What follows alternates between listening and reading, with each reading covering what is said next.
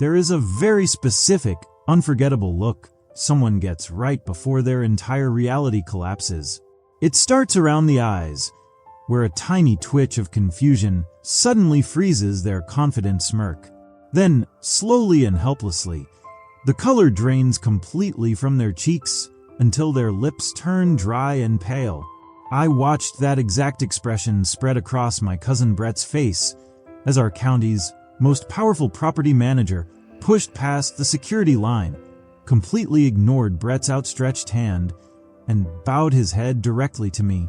Before I tell you how that single moment destroyed 15 years of arrogance, let me take you back to where this wound began. If you have ever been looked down upon, mocked, or made to feel worthless simply because of where you started in life, you will understand every single step of this journey. Growing up in the shadow of the Vance family was a masterclass in quiet, daily humiliation. While my uncle ran a massive chain of automotive dealerships and bought Brett brand new sports cars for his 16th birthday, my mother worked double shifts at a dusty municipal records office just to keep our drafty two-bedroom apartment warm. My father had passed away when I was 10 years old. He left behind medical debt, an empty bank account, and a cardboard box full of old survey maps from his short career as a civil engineer. Brett and his inseparable high school clique, led by Damon Ruiz, turned cruelty into an art form. Damon was the golden boy quarterback whose father owned the regional bank. Together, they held absolute court over our high school hallways. I was their favorite punching bag. They gave me the nickname Scraps. When Damon purposely knocked a full milkshake across my worn canvas backpack during our senior year, ruining every textbook and notebook I owned, Brett stood right beside him, howling with laughter. He tossed a crumpled $5 bill at my chest and told me to go buy some dignity at the thrift shop. I did not throw a punch that afternoon. I did not scream, and I did not cry in front of them. I simply knelt on the floor, picked up my soaked notebooks, and looked directly into their laughing faces. In that quiet hallway, I made an unshakable vow to myself. I would never waste my breath trying to prove my worth to people whose entire identity was bought with their parents' money. I promised myself that I would disappear, build something indestructible in the dark, and let real results speak when the time was right. After high school graduation, our paths completely split. Brett and Damon went off to prestigious universities on full trust funds, spending their semesters partying in coastal resorts and driving luxury sports cars. I stayed behind in our small industrial town. I worked brutal 70-hour weeks split between commercial landscaping crews during the day and night classes at the local technical institute. I did not have a social life. I did not buy new clothes. I ate canned soup and spent every spare minute studying civil infrastructure, municipal zoning laws, water rights, parcel assemblage, and long-term ground leases. While everyone else was sleeping or celebrating on weekends, I was learning how raw dirt is transformed into commercial wealth. I spent months digging through regional records, cross-referencing state infrastructure proposals with forgotten topographical surveys my father had left behind. That was when I discovered something extraordinary. There was a massive neglected stretch of agricultural land across the northern ridge of our county, known as Blackwood Hollow. For decades, local banks and old money families considered it useless rocky terrain. It was overgrown, difficult to access, and tied up in fragmented, bankrupt family trusts.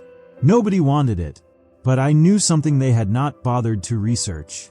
The State Transportation Department had quietly drafted plans for a massive high-speed transit corridor and regional reservoir expansion that would cut right along that ridge over the next decade.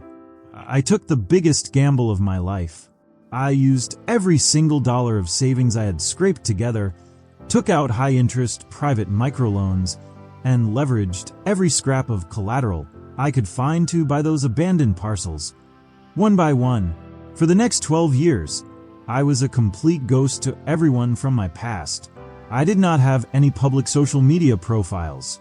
I deliberately skipped family holiday gatherings where my Uncle Richard would sneer and ask if I was still cutting grass for minimum wage. I lived in a modest apartment and poured every cent of revenue back into my enterprise. By the time I was 33, Blackwood Hollow had undergone a breathtaking transformation. The transit corridor was completed, and the land value exploded. Under an anonymous private trust named Highline Horizon Holdings, I designed and developed the Oakhaven Valley Reserve. It became the most exclusive luxury enclave in the region, featuring private estates, equestrian trails, manicured vineyards, and an iconic hilltop venue known as the Glass Pavilion. The Glass Pavilion was the architectural crown jewel of the development. It was an ultramodern steel and glass event sanctuary perched on the highest cliffside, offering panoramic views of the entire valley below. High-profile executives and celebrities reserved it months in advance for elite galas. To maintain my peace of mind, I kept my name entirely separate from public operations. Every contract was handled through my asset management director, Marcus Sterling, a brilliant professional who ran the firm with ironclad discipline. To the rest of the world, Oakhaven was owned by an elusive international corporate fund. Then, on a rainy morning in late October, a heavy silver-embossed envelope appeared in my personal mailbox. I opened it and pulled out an invitation printed on heavy platinum cardstock. It was an invitation to a 15-year high school milestone celebration and private business launch, hosted jointly by Brett Vance and Damon Ruiz. The venue, printed in silver letters at the center, was the Glass Pavilion at Oakhaven Valley Reserve. Tucked inside was a handwritten note from Brett. It read, "Julian, someone told me you are still floating around doing odd jobs. Thought you might appreciate seeing how the other half lives before Damon and I officially launch our new luxury brokerage. The dress code is strictly black tie, but just throw on whatever old suit you have left over. We promise not to laugh too hard in front of our investors." I sat in my quiet office, staring at the card with a calm, cold smile. I immediately called Marcus Sterling. When Marcus answered, I asked him about the private lease agreement booked for the Glass Pavilion by Vance and Ruiz Enterprises. Marcus informed me that they had booked the pavilion through a third-party brokerage agent for a single-night promotional gala. However, our compliance team had already flagged multiple serious irregularities on their file. They had submitted fraudulent business liability documentation, and our monitoring team discovered that Brett and Damon were actively marketing the reserve to outside venture capitalists as if they owned the master development rights. They had even attempted to sublease exclusive residential plots, which was a direct violation of our master covenant. Marcus was prepared to void their reservation immediately and confiscate their deposit. I told Marcus not to cancel it. I instructed him to let the reservation proceed exactly as scheduled. I wanted them to set up their banners, invite all their high society guests, and put on the performance of their lives. I instructed Marcus to prepare the formal default notices, the master property deed, and the original corporate registration filings under Highline Horizon Holdings, and to come up to the pavilion personally at 10 o'clock on Saturday night. When Saturday evening arrived, a thick autumn mist rolled across the hills of Oakhaven Valley. At 8:30 p.m., I drove my 10-year-old utility truck up the winding cobblestone driveway leading to the highest peak. The private security attendants at the main gate initially hesitated, but because my personal access transponder was embedded in the windshield, the heavy wrought iron gates opened automatically. The circular driveway in front of the Glass Pavilion was filled with supercars, luxury SUVs, and sports coupes. Valets in formal uniforms were scrambling to park vehicles under architectural downlights. I stepped out wearing a simple, tailored dark charcoal wool coat, crisp black trousers, and a clean white dress shirt with an open collar. It was understated, comfortable, and dignified. The moment I walked into the grand rotunda, the sounds of a live classical quartet and polite social chatter filled the room. Over 100 former classmates, local business owners, and regional investors were mingling under crystal chandeliers. Right in the center, standing beside a 9-foot ice sculpture, stood Brett Vance and Damon Ruiz.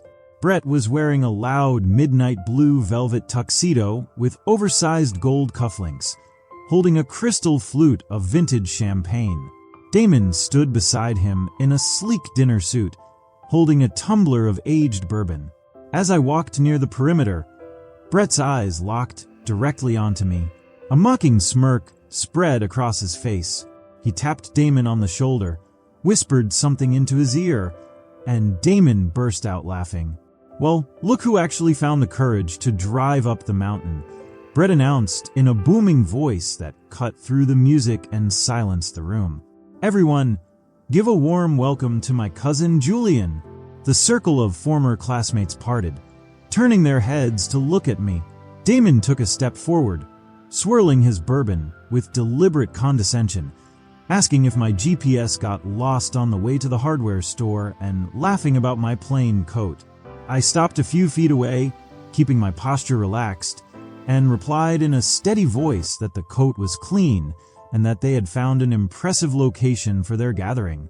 Brett scoffed theatrically, boasting to the entire crowd that they had secured the master commercial operating rights to showcase the entire Valley Reserve and were pitching institutional private equity partners.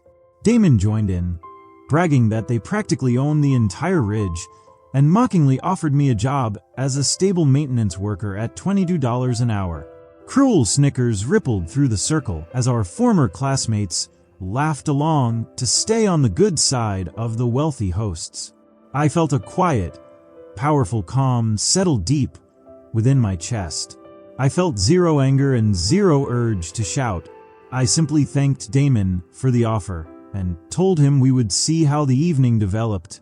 For the next hour and a half, I stood near the quiet edge of the terrace, sipping sparkling water and watching their elaborate charade unfold.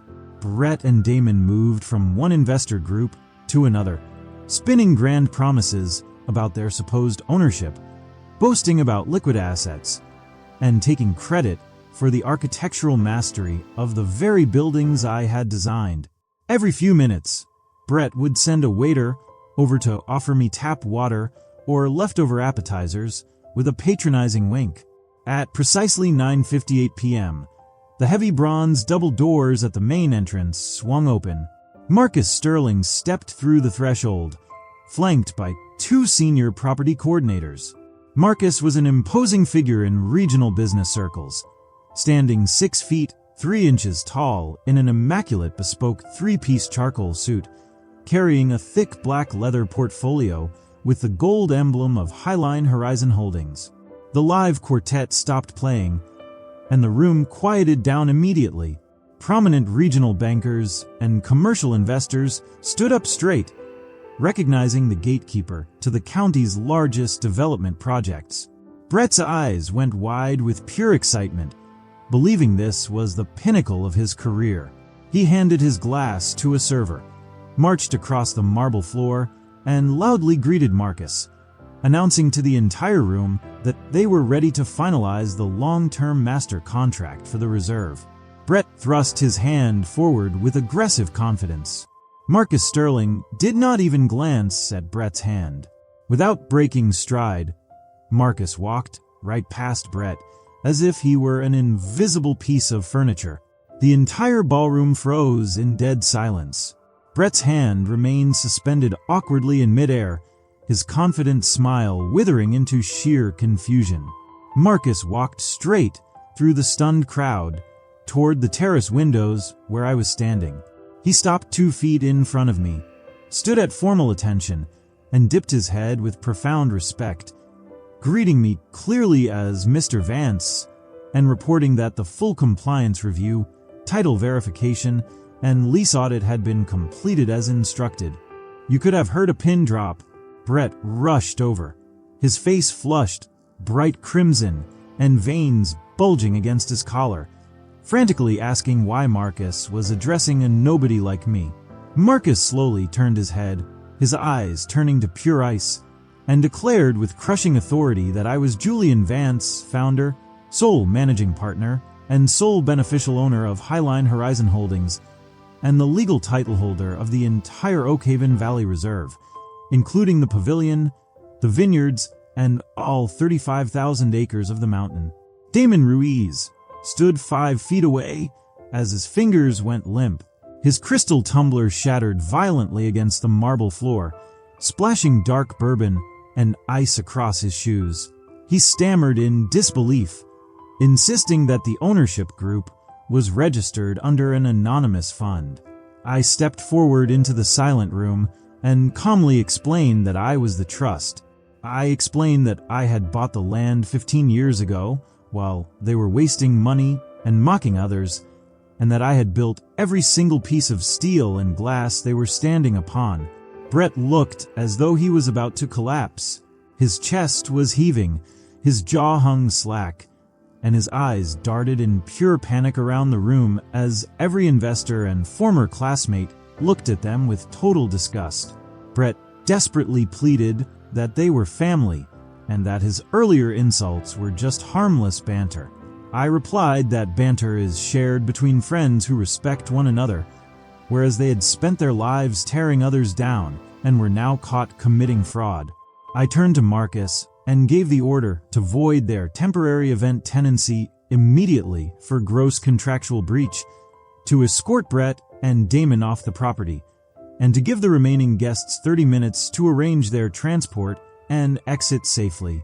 2 security officers stepped up, and with their heads bowed in absolute defeat, Brett and Damon were marched out of the rotunda, past dozens of former classmates, recording the entire downfall on their phones. I walked to the edge of the terrace and watched their taillights slowly wind down the mountain road, disappearing forever into the dark valley below. For the first time in 15 years, the phantom weight of childhood insults, cruel laughter, and ruined notebooks vanished completely into the stillness of the night. People who build their entire existence on cruelty and inherited privilege always believe that the world will permanently bend to their arrogance. But true strength never needs to shout, posture, or demean others. Real power builds in total silence, lays deep roots, and lets time show who was truly standing on solid ground all along. If that cold wave of justice gave you chills, hit that like button. Subscribe to the channel for more powerful stories, and let me know your thoughts in the comments below. Have you ever witnessed someone's arrogance backfire on them in the most satisfying way possible? Thank you for listening, and I will see you in the next story.